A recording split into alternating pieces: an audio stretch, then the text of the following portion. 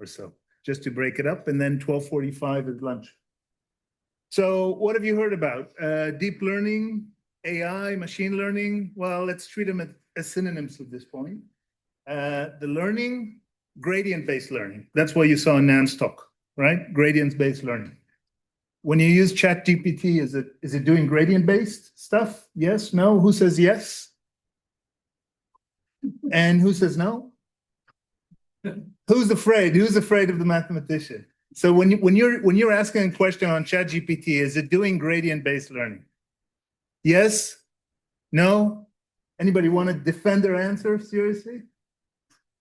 Well, ChatGPT, the first one that came in 2000, kind of to the public in 2022, had 175 billion parameters. A lot of parameters. When we use it, that's inference. That's test time. That's using the model. That's not this gradient descent. That's not the learning. Sure, you have systems that do active learning and they adjust as you use them, etc. But frankly, that's kind of still not here. Okay? So this talk is actually not about learning. It's about inference. It's about the forward pass. It's about using. All right? Just make that distinction. So the code you saw from Nan, the PyTorch code, small neural networks, transformers are big neural networks. I know very little about agriculture and genetics. I have some work with the GRDC, but really I just muffle on over there.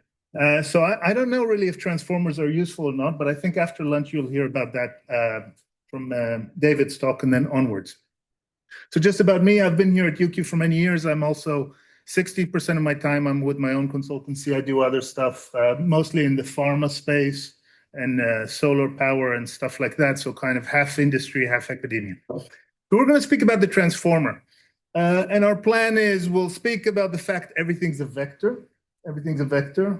And then we'll do a bit of mathematics, but that's still a bit far from lunch. You have to have that. And we'll speak about the attention mechanism. The attention mechanism is your main mechanism inside the transformer. And then we'll see the transformer architecture. And then we'll see a survey of some transformer architectures and specs. That's pretty much what we're doing. We might skip a bit depending on how we go with the discussion. Now, just a question. Who knows how a CPU works? Who knows how a CPU works? Can you explain? No, I'm joking. No, but say something. Yeah.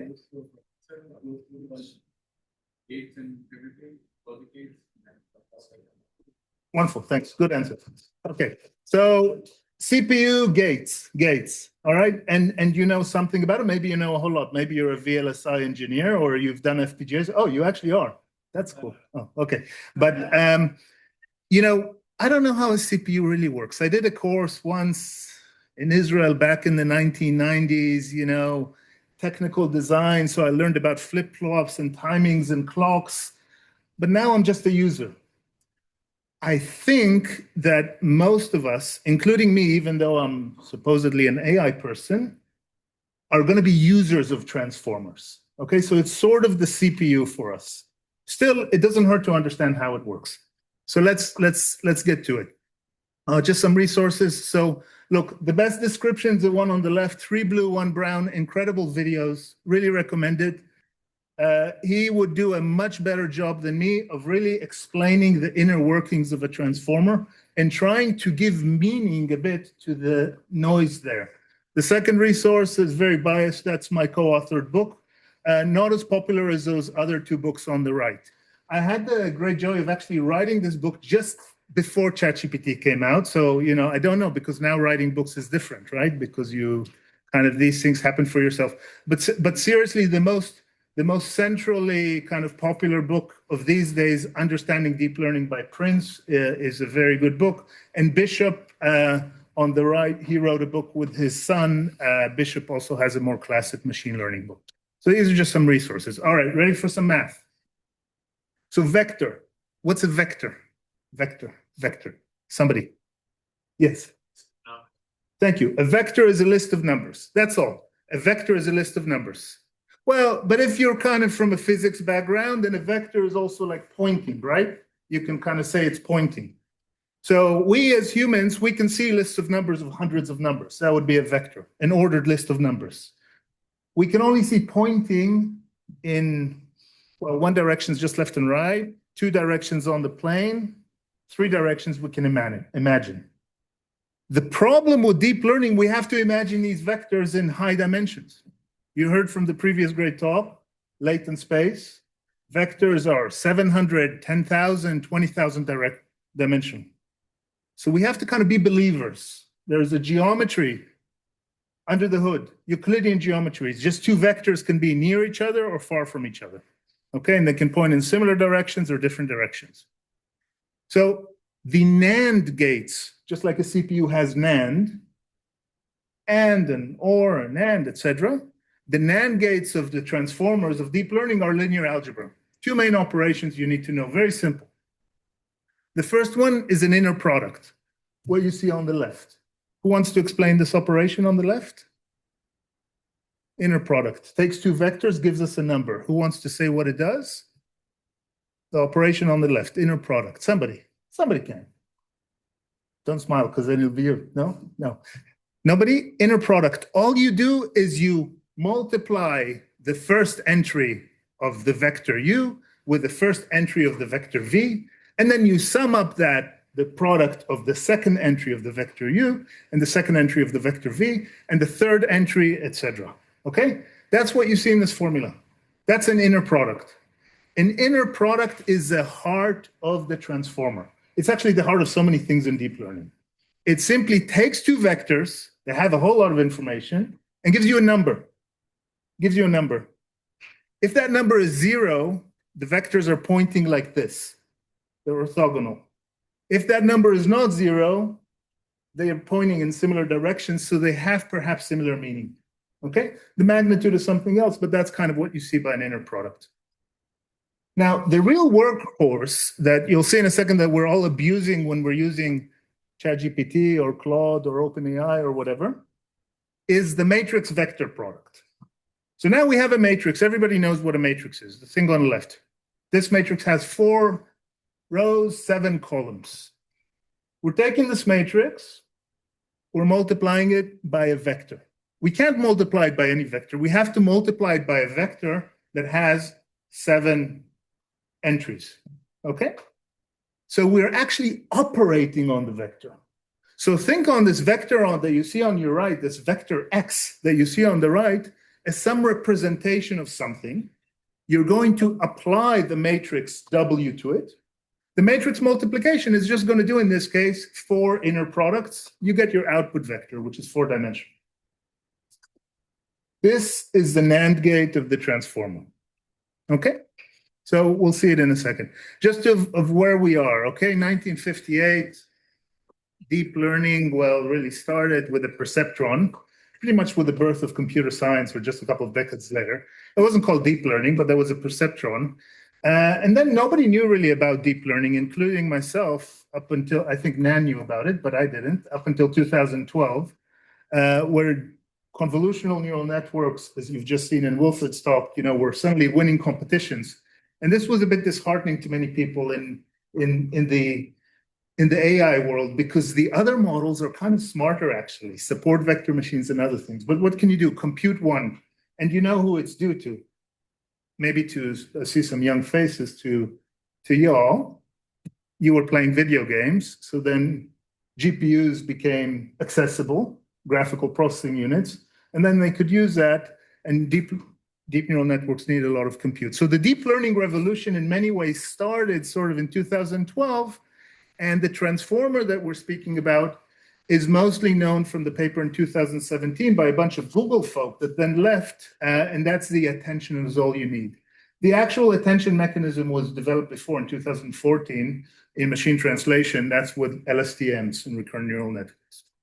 And really a big moment, I won't speak about this whole timeline, a big moment that was kind of the boom is the 2022 boom, where suddenly the whole public suddenly knows, oh, wow, there's something called AI, and you could speak to it.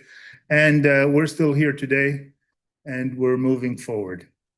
So what do you do daily? Well, a token is like a word, or it's maybe about 1.3 tokens is a word, so it's like 0.75 of a word, roughly. It's a part of a word. And you speak with your chat. or your help. And if you're doing about 10 chats a day, that's about 1,000 tokens a day. Each one of those tokens induces what's called a forward pass, a prediction through this architecture we're going to see, the transformers. Each one of these tokens does this. So you've got about 10 to the 4 forward passes a day. Now, transformer architecture has so many of these things you see on the right, and some of these things you see on the left. So you just induce a whole lot of matrix vector multiplications, about 10 to the 3 of them. So maybe you're doing about 10 to the 7th, about 10 million matrix vector products a day. And if you're kind of addicted to ChatGPT, you know, one of those folks that just does 5 plus 7 on ChatGPT because you don't want to think anymore, then, you know, maybe it's more. Maybe it's more. I didn't want to put the wattage on this because we'll feel bad. I mean, we do want a sustainable world. And yes, this is a big deal. But this thing on the right, this is the compute engine that's happening.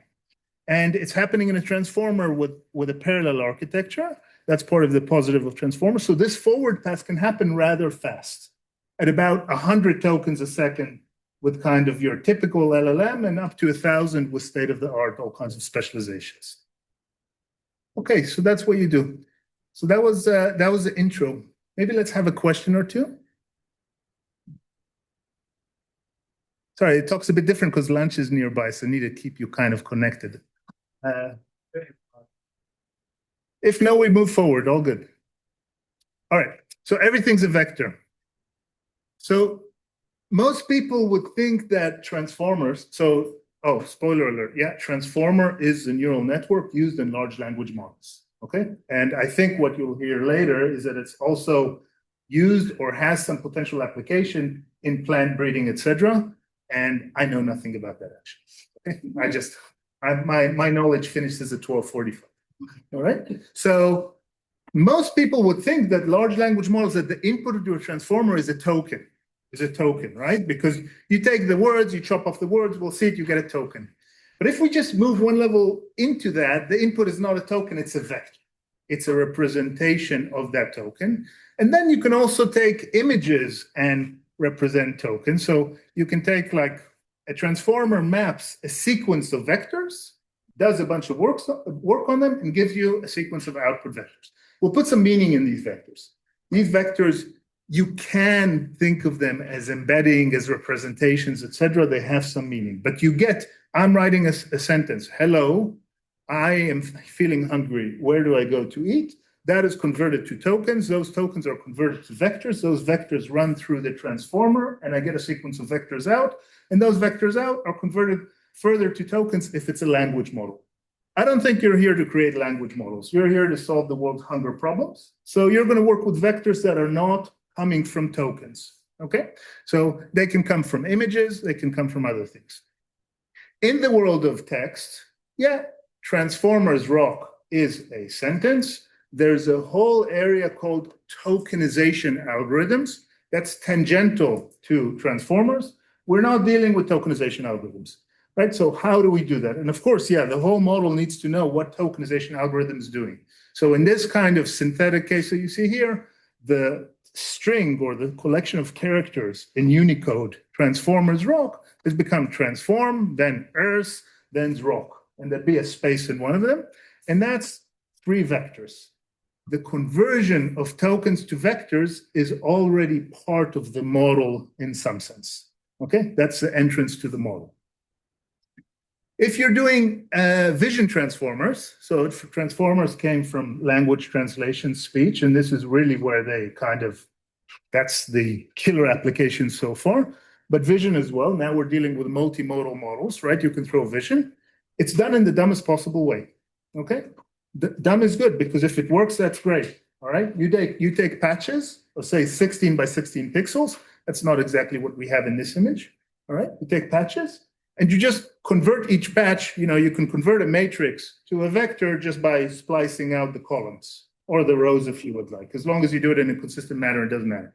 So that's vectors. Finally, if you get to your domain, DNA sequence, protein sequences, etc., If you're using transformers, you would need to convert the input into tokens in a way that's suitable for that. And again, I'm not an expert in this literature, but I think there are people here that are.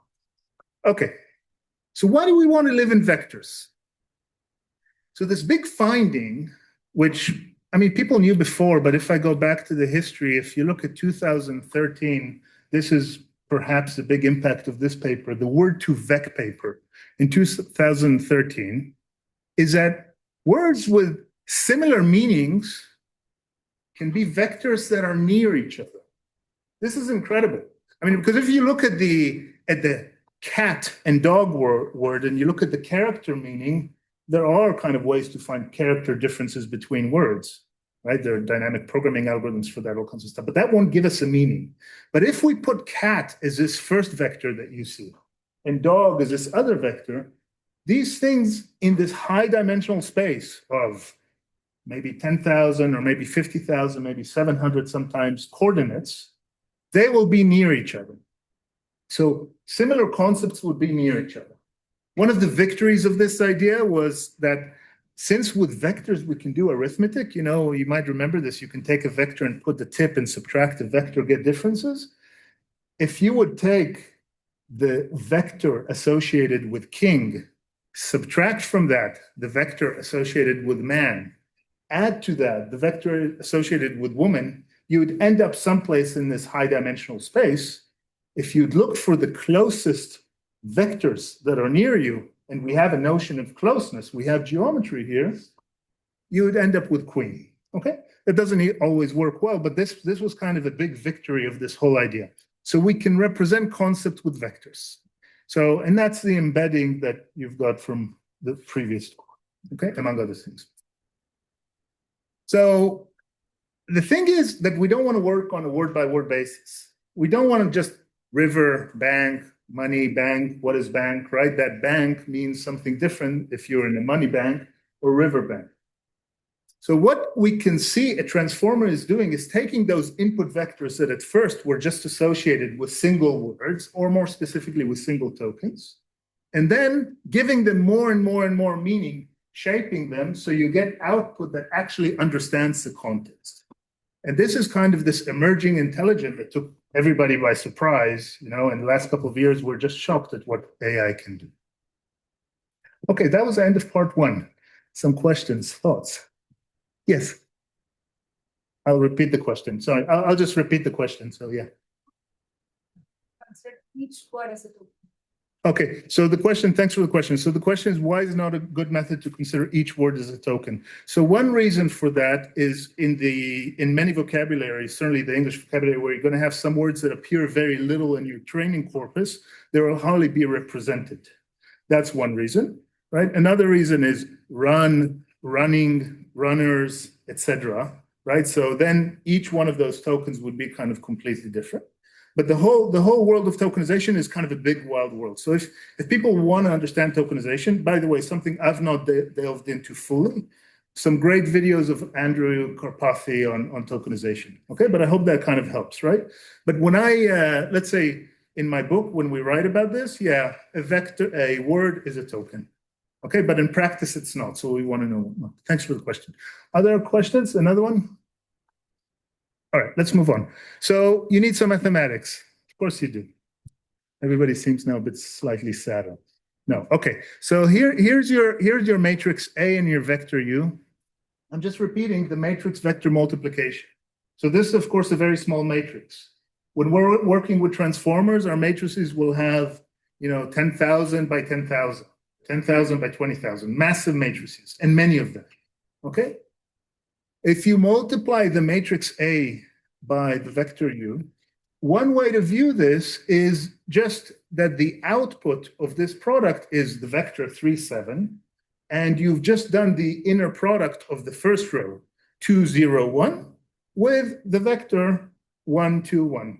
So just look at it numerically, convince yourself. You do 2 times 1 plus, do I have a cursor? Yeah, plus 0 times 2 plus 1 times 2, and you get a 3.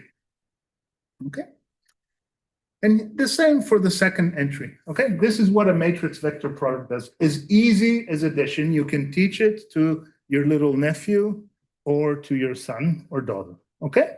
Not a problem. The other view of, there are multiple views, but these are two views I want to focus on. The other view of vector matrix multiplication is what you're doing is you're doing a linear combination of the rows, and it's the same thing. And that's kind of important because averaging is like our thing. Like in deep learning, statistics, analytics, machine learning, we want to do averages in different ways. So if you want to average the first, sorry, did I say rows of the columns? So if you want to average the first column, 2, 1, with the second column, 0, 3, and the third column, 1, 0, with the weights of this vector, 1, 2, 1, this is the meaning of this multiplication, and this is a scalar vector multiplication. You see? So it's an average in the loose sense. It's like a weighted average, but those 1, 2, 1s are not even weights. Okay, so if 1, 2, 1s, if the vector u would have been weights that sum up to 1, then we would have done an average between the columns. Is that clear? Okay, that's what happens under the hood. And an inner product, well, this u times v is just an inner product. This is just important to also think that inner product kind of after you normalize it, this is a vector norm, but we won't need to use that, can give you a number that's between -1 and 1, and that's called the cosine of the angle. So if you do our cosine of that, you actually see the angle. So we can draw the angle of vectors in 2 dimensions and 3 dimensions, but again, we want to think in many, many dimensions. We want to know if concepts are close to each other or not. So GPT-3, on which ChatGPT-3, kind of the first big production LLM that made a lot of impact used, has about 12,000 dimensions in its vectors that represent each of the concepts. Initially, each of the tokens, and then these tokens move through the networks. So in principle, you could have about 12,000 different orthogonal directions. Okay, you see, with 2 dimensions, I can only have 2, 90 degrees, like this and like this. With 3, I can add another axis. With 4, I can't imagine it anymore.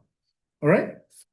You could do up to 12,000 if your vector is 12,000 dimensions. But there's a bit more to that because there's all kinds of weird math that happens in high dimensions that even if vectors are, if you'd be saying not perfectly orthogonal, but almost perfectly orthogonal, you can actually get much more. That's a bit, so you can describe a whole lot of very different concepts if you start to go to these big crazy vectors. So we're almost done with this section, okay? Almost done with the math section. So here's another important operation, was already, you saw it at least in nonstop, and it's pretty much in every setup where you do deep learning classification, okay? The softmax operation. It's not complex. So let's befriend the softmax. So imagine I have this vector of scores. Sometimes these things are called logits. Any numbers. They can be negative, they can be positive, any real numbers. Okay? And you know, in a classification network, even in the types of models you saw in the previous 2 talks, they can be the output of a network. Say if you want to know if something's a tomato, a cucumber, a celery, or a guava. Okay? So you've got these 4 classes. But you want to convert it into a probability distribution. So the common way is what you'll do is you'll just take the exponent of each one. So E, 2.71 to the power of each one. Okay? That means that those values, even if they're negative, they're going to be positive after you do an exponentation. And then you've got a set of positive values, and you'll divide by the total sum of the exponents. And that's called the softmax operation. So it's a vector-to-vector operation that can take a vector like this and give you a vector of probabilities. And it's called softmax because you see the first one, which was with the highest score, is converted to the highest probability. That's it. End of part 2. Questions, thoughts? Who has seen softmax before? Who has never seen? Please, high and proud. So, okay. So it's a concept that appears all the time. It's just a mathematical concept, but it appears at the output of deep neural networks, but in transformers also inside, okay? Which gives you a vector of numbers converted to a vector of probabilities. Very important because when you take the out, it's kind of the vector generalization of the sigmoid function. Okay? That's also the sigmoid, and the 1 minus sigmoid is out in the special case. Let's get to the heart of the transformer, the attention mechanism. So often when people present the transformer, you saw in the previous talk, you saw recurrent neural networks. And they are like the natural way to describe sequences of things, sequence of DNA, sequence of amino acids, sequence of characters. With the world of transformers, things kind of changed.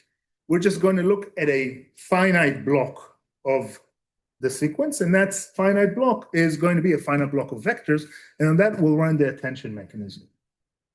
Our key purpose is to actually find long-range dependencies between elements in the sequence. Right? Does anybody speak German here?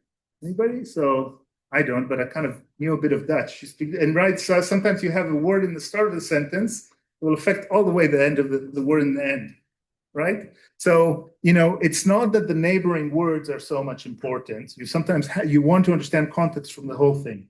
The same thing would appear with genetic sequences, amino acids, and things like that. Long short-term memory networks, which are variants of recurrent neural networks, were the killer tool for that for many years and are still used in other contexts. But then came the attention mechanism and works better. Okay, so this is now the heart of the CPU of the transformer rig. What do we have? We have some concepts. We have a concept of a query and a key and a value. And what we're going to do is we're going to check with each vector. We're going to do a query of each vector across the keys of the other vectors and see if it's related to it, yes or no. And based on that, we'll give a value as an output. This might seem a bit arbitrary, but if we look at an example that's contrived, it might make a bit of sense. So imagine your input sequence, which is the tokens, which are words in this case, sat by the river bank. What we're going to do is for each one of those input tokens, which is an input vector, see which vector is kind of related to it or has an effect to it or is related to it. So we're going to focus here on the query we will run for bank. And what we're going to do is we're going to do an inner product of bank with river and bank with the and bank with by and bank with sat. Bank would have the highest inner product with the river. So we've learned, not learned in the sense of tuning the networks. We've seen in this forward pass, that's what we've learned. So river has 2.9, and after we do a softmax on these numbers, right? So you got some arbitrary numbers, you've got a probability distribution. So now we know that bank needs to give most attention to river. The word bank needs to give most attention to river. And the general idea is we now transform this context of understanding through. We're going to get a new vector, and it's not going to be like the vector bank that might have pointed in a direction there. It might be slightly different bank, or maybe it's completely different if there's two completely different. It's going to be a river bank. So suddenly it's no longer the token. It's still the context, still the meaning. That's what happens inside. So this is going to happen for each of your input vectors on each of the other vectors. And basically for each input vector, you're going to have here your attention plot on the others. You would expect that each vector is highly correlated with itself. But you'd see that the vector bank is related to the vector river. That's the idea. So the way that this attention CPU works is 3 matrix vector products, a softmax, and then another averaging. That's it. Now, you're seeing this for you'll see this for about 15, 20 more seconds, or maybe if there'll be a question, 30 or 40, right? So there's kind of like a lot of formulas, but at least take in, it's not really a lot of formulas. I mean, what we're doing is we're taking the input vectors and we're applying the query vector, the key vector, and the value vector. And these matrices, W sub Q, W sub K, and W sub V, they are part of the parameters of the network. Just like a multi-layer perceptron or feed-forward network has weights and biases, you could call them the weights, and that's what they are. And they're big matrices, and there's a lot of them. So this is kind of a way of encoding that, and then you're going to do a softmax. You'll do so. Deep learning is very numerical at the end of the day, and computers can only represent numbers up to some level, right? There are only 64 bits, and typically this runs on 16-bit arithmetic because you want it to be faster. So you have to kind of stay within a numerical range. So then you do some normalization, but that's really details. The point is that the output Y is now a linear combination of your attention weights. These alphas are your attention weights. So if there's one picture to kind of remember from this, and of course, look at the resources later, if you'd like more, this is kind of, at least for the first layer, where you actually know what the vectors are, they're related to the tokens, these are your attention weights. And each row here is a probability distribution and attention weights, and then you're doing a linear combination of that, you're getting the output. That's it. That's attention in the level that we can speak about it here. But there's not something deeper under the hood. There's just more thorough understanding. Question, yeah. So it's a great question. So the question is, why is bank to river not as river is to bank? Okay, that's a question. Well, because river had to compare to a whole lot of other things, right? So the comparison is not symmetrical. You're doing here the softmax on J. So you're doing the softmax on the query, not on the key. But the point is that, that river doesn't care so much that there is a bank, because maybe there was a Mississippi before, and it's more important for that. There wasn't in that example. Okay, but yeah, that's a good observation that this is not a symmetrical thing. So it's not a symmetrical relationship. There is the probability distribution that bank induces on each of the other notions, and the probability that river induces on each of the other tokens, and they're different. Thanks for that question. More questions? Okay, lunch is near. All right. So now here's where it gets kind of crazy. It's really crazy. So you don't have one of these attention heads with 3 parameter matrices. You've got like 100 of them. You've got 100 of them. Okay? This is big, like 100. What does this mean in terms of implementation when you have it like this? You can run them in parallel. People like that. An important part of large-scale deep learning architectures is being able to run things efficiently and in parallel, in addition to train them well. So you're doing these 100 attention heads, each with its weight matrix, its key matrix, and its value matrix.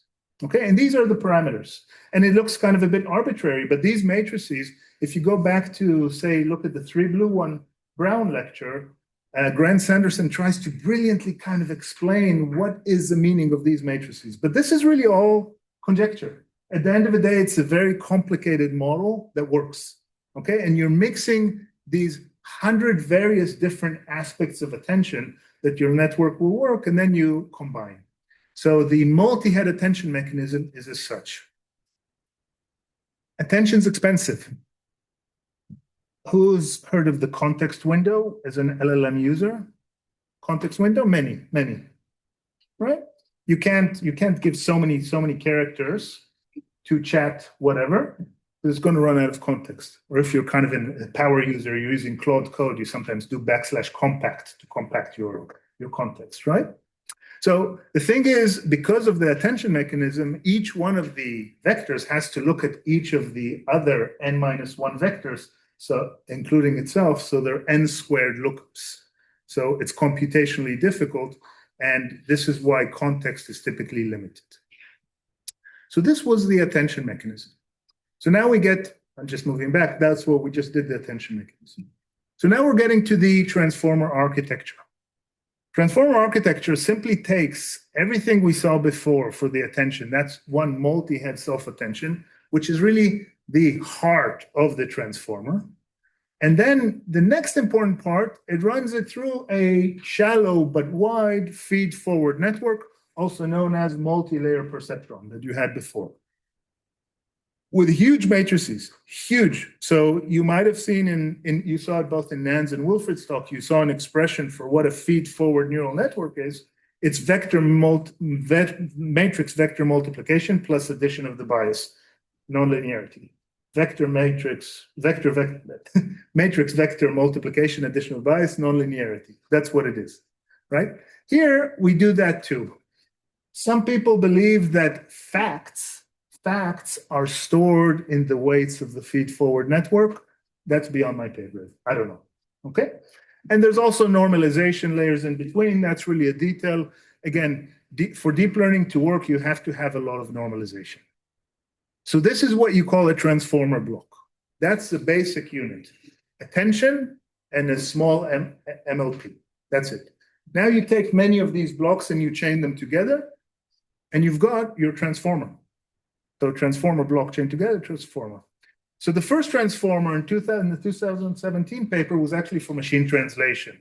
So you had an encoder, which actually gives you a latent representation, and then you had a decoder, and then in the decoder, you also had other issues on how to connect the context there through something called cross-attention. Okay, that was for a translation application. This is what drove the field, machine translation. But today, really, a transformer can come in kind of three forms. You've got your encoder transformer. So each one of these encoders has many transformer blocks inside. You've got your decoder, or you've got a combination of decoder, encoder. So if you're doing classification, then it's an encoder. If you're doing large language models, next token prediction, then it's a decoder. If you're doing something else like machine translation, it's a combo of the two. So just quickly, how do you get from this kind of, all we had is vector matrix multiplication. How do you get from this, a chatbot? All it is next character prediction. You put in the vectors associated with the tokens, the, and then cat, and then sat, and then you would put in an empty token, a token that means empty token, and you'd put many empty tokens because the context length is maybe 2048 or something like that. And you throw all these vectors into this decoder. The decoder has many blocks like this: multi-head attention, feed forward, multi-head attention, feed forward, multi-head attention, feed forward. Sure, with some residual connections and normalization, not a big deal. It's going to give you out a vector, and then we'll see which token that vector is closest to. It's going to be on. Then we're going to take this on and run it back here.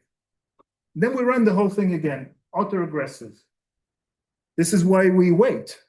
This is why actually, even though it's kind of neat with ChatGPT that you see the characters appear on the screen, it's not like it's both cool because they appear on the screen and there's some throttling there between the front end and the engine, but actually tokens are running through. These loops are happening. So that's what large language models do. And then, there's some soft maxing again, and we'll skip that. And then the last bit, which I'll stop, I won't say, is this talk will be online. If you want it, I'll do it for one architecture, for this one, for ChatGPT 3. What are we speaking about? How many parameters? Well, ChatGPT 3 has 96 transformer blocks. 96 transformer blocks.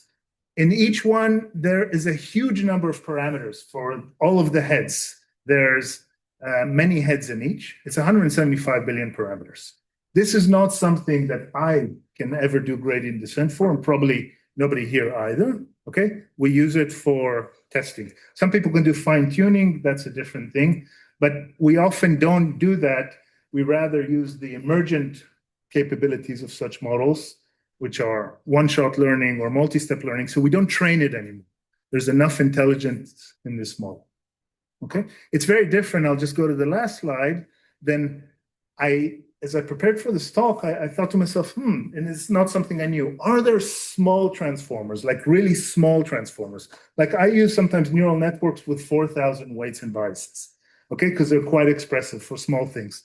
Like the one Nan showed you in PyTorch, right? It even had less, it's an expressive things. But small transformers that actually did something still have 3 million parameters. Not something you will train on your laptop. That's it.